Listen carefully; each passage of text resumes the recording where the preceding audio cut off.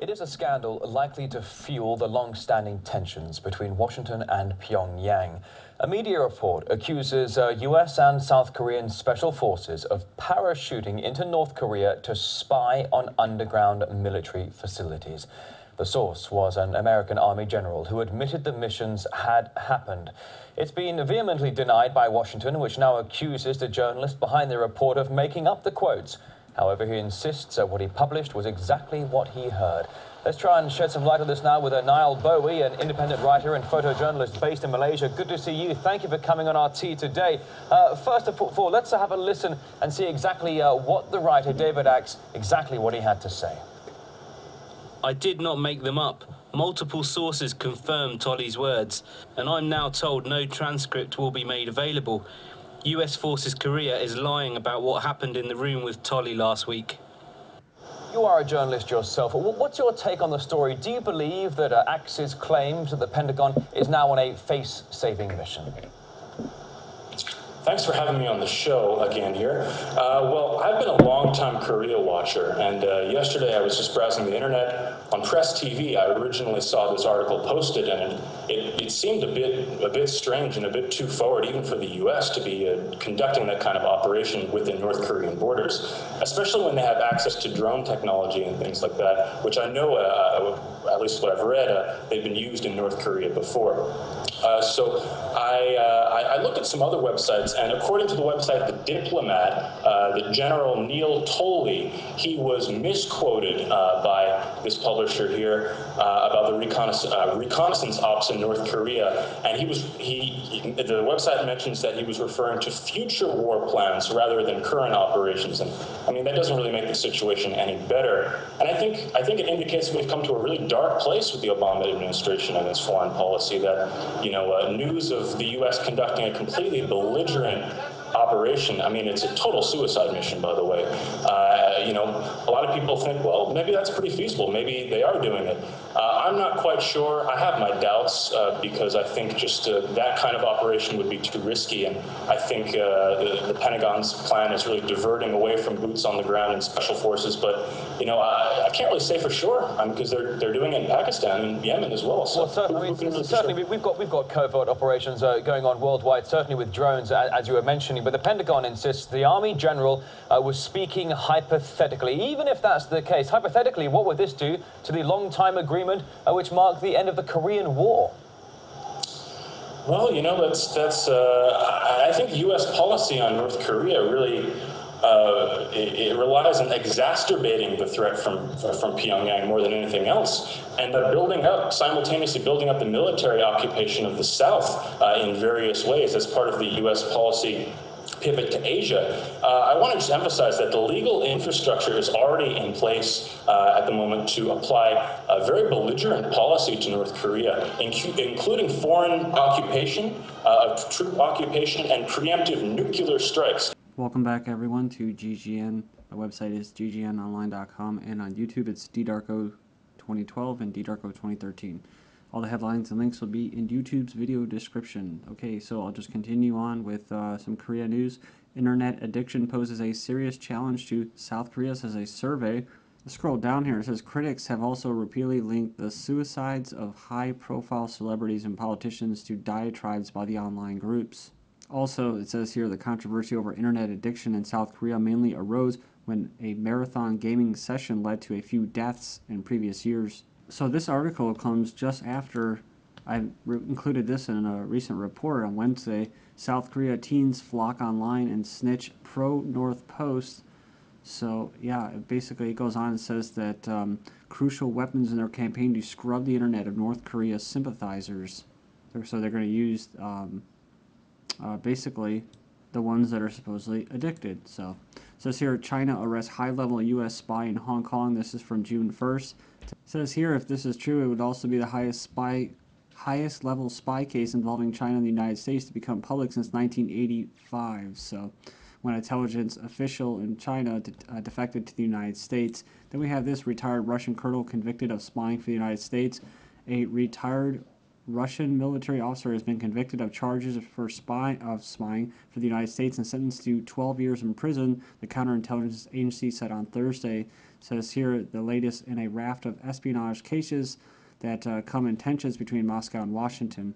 And going back to the China one, if confirmed, it would be the third major incident to hit China-U.S. relations in the past few months. So then we found this one. This is actually from a couple days ago, May 25th. Taiwan businessman jailed for spying for China. So Taiwan Supreme Court has upheld a decision to sentence a businessman to 3.5 years in jail for spying for China. Then moving on here, we have SCO, Armed Forces to stage Peace Mission 2012 drill. So armed forces from the Shanghai Cooperation Organization, or SCO, member states will hold the Peace Mission 2012 drill in Tajikistan from June 8th to June 14th. The drill is a joint anti-terrorism military exercise launched under SCO framework. It says here that the drill will involve more than 2,000 military personnel from China, Kazakhstan, Kyrgyzstan, Russia, Tajikistan, and Uzbekistan. Over the decade, the SCO drills have developed from company-level tactical exercises, multi-level exercises featuring strategic consultation, battle preparation, and simulated combat. Then we have Russia to reopen Arctic airbases. Russian air units will this year start preparations to return to the abandoned Arctic airfields. So this is interesting because it ties in with this recent article that I covered, which was Norway, NATO rehearse for war in the Arctic. And so they're saying that this is due to them anticipating that the rising temperatures due to the spraying of aerosols and chemtrails and weather modification will do what? It will open up a treasure trove of resources and long dreamed of sea lanes. Then I found this article, Jamestown, Russia recreates the Berdsk Spetsnaz Brigade. Sorry if I mispronounced that, but it basically says an apparently random movement of Russian special forces. It says here that the battalion located in Central Military District may be an indication that the General Staff is increasingly concerned about the future security in Central Asia. So, but it also goes on and it says that they're special forces, and it says these elite units retain higher readiness levels than the rest of the Russian ground forces and seem to be rehearsing changes in operational tactics. So these guys were reportedly disbanded in 2009, and since then they've been increased in levels. And the reason for it is the future security of Central Asia following the NATO drawdown in Afghanistan. They say also could be from Moscow's concern about the remote risk to Russian interests resulting from the unilateral Chinese military action in Central Asia. But lastly, they say the biggest coincidence or correlation is Vladimir Putin is a Russian president again, and he has a goal of what? Closer Eurasian integration. Okay, so moving on next, Russia says new U.S. ambassador is unprofessional. It says here, Russia is not prepared to get used to the U.S. ambassador. Mr. McFall, a foreign official, was quoted as saying, and it goes on, and it says that Russia had to, a U.S. State Department spokesman had said on Tuesday that Russia had to, quote, get used to, end quote, McFall speaking out clearly after Moscow expressed outrage over a speech he gave at an elite university. They basically replied by saying the Americans should not count on the government of a sovereign state to get used to the lack of restraint in language from the head of an embassy mission, the foreign ministry said. So, moving on, media report, fire on Kazakhstan frontier kills 8 to 15 soldiers. So it says here that according to Interfax, weapons disappeared from the frontier following the exchange of fire. Then we have this, Israel to deliver unmanned jets worth over $300 million to Azerbaijan. They just had a deal with weapons, I believe. And it says here, Israel has signed a large military contract with Azerbaijan. According to an Israeli Zeman website, it says aviation industry has signed a contract with them for the supply of some 10,000 unmanned jets, basically drones, right? Clinton says Russian arms sales to Syria raises concerns. So, and some of our concerns are what? That they could lead to a civil war. Well, that's their whole mission, is to create a civil war, to create regime change, to keep the violence going until there's a regime change. So it's just kind of funny that, you know, her and her people, her peeps, are arming these guys, the rebels, these peaceful activists, that are what? They carried out the Houla massacre. So, you know, It says here, Syrian government investigation into the massacre that recently killed more than 100 people has blamed anti-Damascus armed groups for the killings. So it could be both sides. You know, there's probably on both sides, but this is part of the plan. Divide and conquer, create a civil war. That's the whole point. Russia to block Syrian military intervention. Russia says the United Nations Security Council should not consider new measures to resolve the crisis in Syria and signaled it would block any effort to authorize military intervention in its Middle Eastern ally. So this is interesting. It says here, Mr. Littman, a political analyst from the Carnegie Center in Moscow, says, I think Russia has taken a firm stand that it would not be allowed to use the UN Security Council for regime change for toppling a national leader. So then we have this, Might Makes Right, says conspirator of Syrian-Iranian conquest, a 2005 interview, profiles psychology of those behind the Houla massacre. It says here that whether we lie about it or invent something or we don't, I don't care. The end justifies the means. What's right? Might is right. Might is right. That's it. So this is in 2005. So if you remember this, General Wesley Clark reveals U.S. plan to invade Iraq, Syria, Lebanon, Libya, Somalia, Sudan, and Iran.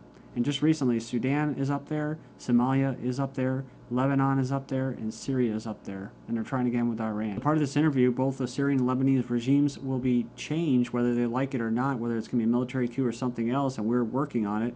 We already know exactly who's going to be the replacements. We're working on it with the Bush administration, so they didn't get what they wanted, so they work with the Obama regime.